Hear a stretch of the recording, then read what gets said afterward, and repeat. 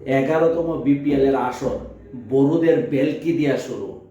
কথা বলছি বাংলাদেশ ঘরোয়া টিকেটের সবচেয়ে বড় আসর বিপিএল, বাংলাদেশ প্রিমিয়ার লিগ।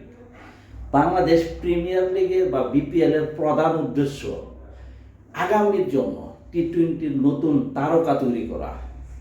আর সেই লক্ষ্যে নিয়েই এবারের 11তম বিপিএল এর আসর নতুনত্ব শুরু। কিন্তু প্রথম ম্যাচে দুরন্ত রাজশাহীকে বরিশালে যেভাবে হারিয়েছে, বলতেই হয় যে বড়ুদের বেলকি দিয়ে শুরু।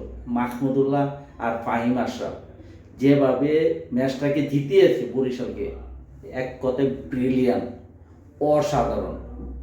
এই বিপিএল এর প্রথম আসরের প্রথম জয়টা যে গত বছরের চ্যাম্পিয়ন দল তামিম ইকবালের বরিশাল বা টি-20 ক্রিকেটটাকে বলা হয় ইয়ংদের, কিন্তু এই প্রথম ম্যাচটা যে মন জয় করেছে মাহমুদুল্লাহ, ফাহিম আশরাফরা। বিপিএল মানে যে একটা নতুন আকর্ষণ, ক্রিকেটের নতুন কিছু, যে টান টান উত্তেজনাপূর্ণ একটা ম্যাচ। প্রথম ম্যাচটাই বিপিএলের তা বুঝিয়ে দিয়েছে। এই বিপিএলের মাঠ এবং মাঠের বাইরে অনেক তর্ক বিতর্ক, আলোচনা সমালোচনা অনেক হচ্ছে, কিন্তু প্রথম ম্যাচটাতে সবচেয়ে বেশি চোখে পড়েছে, সবচেয়ে বেশি আকর্ষিত করেছে মাঠে দর্শকদের উপস্থিতি।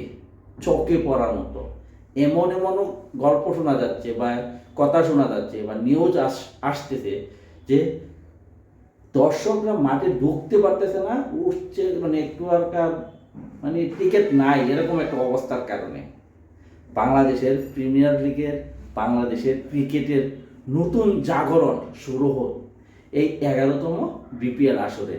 নতুন বাংলাদেশ, নতুন বিপিএল, নতুন জয়গান, নতুন ক্রিকেটের উন্মাদনায় ছড়িয়ে পড়ুক বাংলাদেশের প্রতিটা ঘরে, প্রতিটা জায়গায়।